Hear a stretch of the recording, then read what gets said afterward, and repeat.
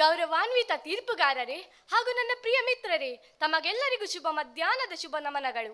ನಾನು ಯಶಿಕ್. ನಾನು ಇಂದು ದೂರದರ್ಶನ ಹಾಗೂ ಇಂದಿನ ಯುವ ಜನಾಂಗದ ಬಗ್ಗೆ ಒಂದೆರಡು ಮಾತನಾಡಲು ಇಚ್ಛಿಸುತ್ತೇನೆ. ಬ್ರಿಟಿಷರು ಭಾರತ ಬಿಟ್ಟು ಹೋಗುವಾಗ ಕೆಲವು ಅನಾಚಾರಗಳನ್ನು ಬೆಸೆದಿದ್ದರು ಹಾಗೂ ಕೆಲವು ಪ್ರಶಂಸನೀಯ ವಿಚಾರಗಳನ್ನು ಭಾರತದಲ್ಲಿಯೇ ಬಿಟ್ಟು ಹೋಗಿದ್ದರು. ಅವುಗಳಲ್ಲಿ ಮುಖ್ಯವಾದದ್ದು ಶಿಕ್ಷಣ. ಶಿಕ್ಷಣದಿಂದ ವಿಕಸಿತಗೊಂಡ ಮಾನವನ ಅದ್ಭುತ ಬುದ್ಧಿಶಕ್ತಿಯ ಫಲವೇ ವಿಜ್ಞಾನ. ಆರ್ಥಿಕವಾಗಿ, ಸಾಮಾಜಿಕವಾಗಿ, ಶೈಕ್ಷಣಿಕವಾಗಿ ಹಿಂದುಳಿದಿದ್ದ ಭಾರತವನ್ನು ಮುಂದುವರೆಯಲು ಸಹಕಾರಿಯಾಯಿತು. ವಿಜ್ಞಾನದಿಂದ ನಾವು ಪಡೆದ ವರವೇ ದೂರದರ್ಶನ. ದೂರದರ್ಶನ ಪದವೇ ಅದರ ಅರ್ಥವನ್ನು ಸೂಚಿಸುತ್ತದೆ. ಮೊದಮೊದಲು ಪತ್ರಿಕೆ ಮಾತ್ರ ಸುದ್ದಿ ಮಾಧ್ಯಮವಾಗಿತ್ತು. ನಂತರ ರೇಡಿಯೋ, ದೂರದರ್ಶನ ಮುಂತಾದವು ಬಂದವು. ಆದರೆ JL ಬ್ಯಾರ್ಡ್ ಸಂಶೋಧಿಸಿದ ದೂರದರ್ಶನ ಜಗತ್ತಿನ ಮೂಲೆ ಮೂಲೆಯಲ್ಲಿ ನೋಡಬಹುದಾಗಿದೆ. ಆತ್ಮೀಯರೇ, ಇಂದು ಆಡುಮುಟ್ಟದ ಸೊಪ್ಪಿಲ್ಲ ಎಂದು ಹೇಳುವಂತೆ ದೂರದರ್ಶನವಿಲ್ಲದ ಮನೆ ಇಲ್ಲ ಎಂದು ಹೇಳಿದರೆ ತಪ್ಪಾಗಲಾರದು. ದೂರದರ್ಶನ ಕೇವಲ ಮನೋರಂಜನೆಗೆ ಸೀಮಿತವಾಗಿಲ್ಲ. ಅದು ವಿಶ್ವದ ಎಲ್ಲಾ ಜನರಿಗೆ ಅಗತ್ಯವಾದ ಮಾಹಿತಿಯನ್ನು ನೀಡಿ ಅದ್ಭುತ ತಂತ್ರಜ್ಞಾನವೆನಿಸಿದೆ. ನಾವು ನಮ್ಮ ಮನೆಗಳಲ್ಲಿ ಟಿವಿಯಿಂದ ಇದ್ದೇವೋ ಇಲ್ಲವೋ, ಆದರೆ ಟಿವಿಯನ್ನು ಹೊಂದಿದ್ದೇವೆ. ಆತ್ಮೀಯರೇ, ಇಂದು ನಾನು ದೂರದರ್ಶನದ ಪರವಾಗಿ ಮಾತನಾಡುತ್ತಿದ್ದೇನೆ ಅಂದುಕೊಂಡಿರಾ? ಖಂಡಿತವೂ ಇಲ್ಲ. ಒಬ್ಬ ವಿದ್ಯಾರ್ಥಿಯಾದ ನಾನು ದೂರದರ್ಶನದ ಕೆಟಕುಗಳ ಬಗ್ಗೆಯೂ ಅರಿತಿದ್ದೇನೆ. ಅದನ್ನು ನಿಮಗೆ ಕೂಡ ತಿಳಿಸುತ್ತೇನೆ. ದೂರದರ್ಶನದಿಂದ ಹಾದಿ ತಪ್ಪುತ್ತಿರುವವರೆಂದರೆ ಇಂದಿನ ಯುವ ಜನಾಂಗ. ಇಂದಿನ ಯುವ ಜನಾಂಗ ಟಿವಿ ಚಾನೆಲ್ಗಳ ಹಾವಳಿಯಿಂದ ಬೆಳಿಗ್ಗೆ ಎದ್ದೊಡನೆ ಟಿವಿ, ಶಾಲಾ ಕಾಲೇಜುಗಳಿಂದ ಬಂದೊಡನೆ ಟಿವಿ ಮುಂದೆ ಕೂರುತ್ತಾರೆ. ತಮ್ಮ ಭವಿಷ್ಯವನ್ನು ರೂಪಿಸಬೇಕಾದ ಸಮಯವನ್ನು ದೂರದರ್ಶನದಿಂದ ವ್ಯರ್ಥ ಮಾಡುತ್ತಿದ್ದಾರೆ. ಇಂದಿನ ಯುವ ಜನಾಂಗ ಪಾಶ್ಚಾತ್ಯ ಶೈಲಿಗೆ ಮಾರು ಹೋಗುತ್ತಿದ್ದಾರೆ. ಇವರು ಪಾಶ್ಚಾತ್ಯ ಶೈಲಿಗೆ ಮಾರು ಹೋಗಲು ಮುಖ್ಯ ಕಾರಣ ದೂರದರ್ಶನ ಹಾಗೂ ಮೊಬೈಲ್. ಭಾರತದಂತಹ ಪುಣ್ಯಭೂಮಿಯಲ್ಲಿ ಪಾಶ್ಚಾತ್ಯ ಶೈಲಿಯ ಅನುಕರಣೆ ಮಾಡುವುದು ವಿಷಾದನೀಯ.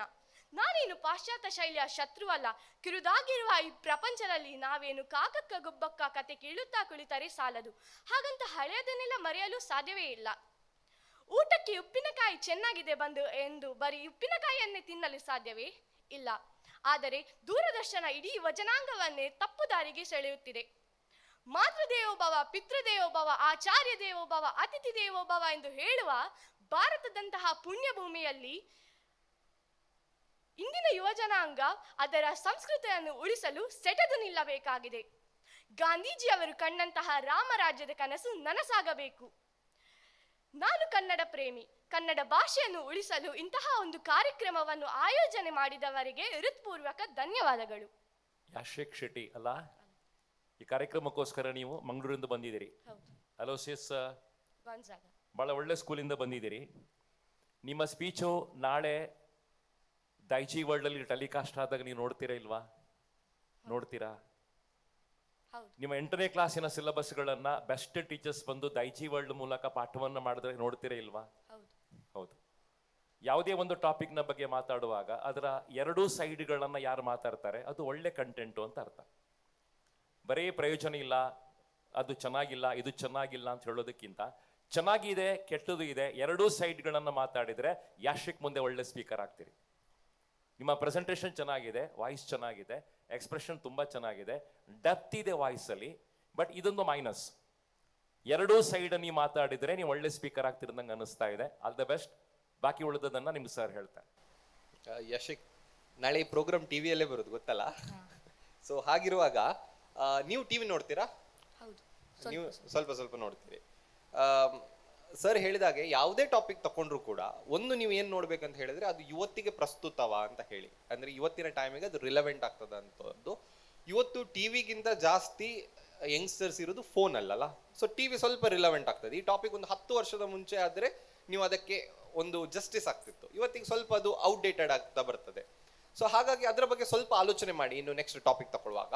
ಮತ್ತು ವೆರಿ ಇಂಪಾರ್ಟೆಂಟ್, ಸರ್ ಅದನ್ನು ಮೆನ್ಷನ್ ಮಾಡೋದು ವೆರಿ ಇಂಪಾರ್ಟೆಂಟ್ ಏನಂತ ಹೇಳಿದ್ರೆ, ನೀವು ಖಾಲಿ ಒಂದು ಸೈಡಲ್ಲಿ ಮಾತಾಡೋದು ಅಷ್ಟು ಒಳ್ಳೇದಲ್ಲ. ಯಾಕಂದ್ರೆ ಪಾಸಿಟಿವ್, ನೀವು ನೆಗೆಟಿವ್ ಹೇಳುವಾಗ ಅದರಲ್ಲಿ ಪಾಸಿಟಿವ್ ಇದೆ ಅಲ್ಲ, ಆ ಪಾಸಿಟಿವ್ ಸೈಡ್ ಬಗ್ಗೆಯೂ ಕೂಡ ಸ್ವಲ್ಪ ನಿಮ್ಮ ಕಂಟೆಂಟ್ ಮುಖಾಂತರ ಫೋಕಸ್ ಮಾಡಿ. ಯಾಕಂದ್ರೆ ನಿಮಗೆ ತುಂಬ ಪೊಟೆನ್ಷಿಯಲ್ ಇದೆ, ಒಳ್ಳೆ ಸ್ಪೀಕರ್, ನೀವು ತುಂಬ ಚಂದ ಮಾತಾಡ್ತೀರಿ, ಒಳ್ಳೆ ಫ್ಲೋ ಇದೆ. ಹಾಗಾಗಿ ಕಂಟೆಂಟ್ಗಳ ಸೆಲೆಕ್ಟ್ ಮಾಡುವಾಗ ಸ್ವಲ್ಪ ಅದರ ಬಗ್ಗೆ ಕಾನ್ಶಿಯಸ್ ವಹಿಸಿ. ಸರ್ ಈಗ ರಿಸಲ್ಟ್ ಹೇಳ್ತಾರೆ. ಹೌದು ಯಾಶಿಕ್, ನಿಮ್ಮ ಪ್ರಕಾರ ನೀವು ಇಬ್ಬರ ಪ್ರಕಾರ ಕೂಡ ಸೆಲೆಕ್ಟ್ ಆಗಿದ್ದೀರಿ. ನಿಮ್ಮ ಕಂಟೆಂಟ್ ತುಂಬ ಚೆನ್ನಾಗಿತ್ತು. ಪ್ರೆಸೆಂಟ್ ಮಾಡುವಾಗ ಮಾತ್ರ ನೆಕ್ಸ್ಟ್ ಹೇಳುವಾಗ ಪ್ಲಸ್ ಮೈನಸ್ ಎರಡೂ ಹೇಳಬೇಕು ಅಂತ ರಿಕ್ವೆಸ್ಟ್. ಸರ್ ಬಂದು ನಿಮಗೆ ಭಾಳ ಚಂದವಾಗಿರ್ತಕ್ಕಂಥ ಮೆಡಲ್ ಹಾಕ್ತಾರೆ. ಕಂಗ್ರ್ಯಾಚುಲೇಷನ್ಸ್.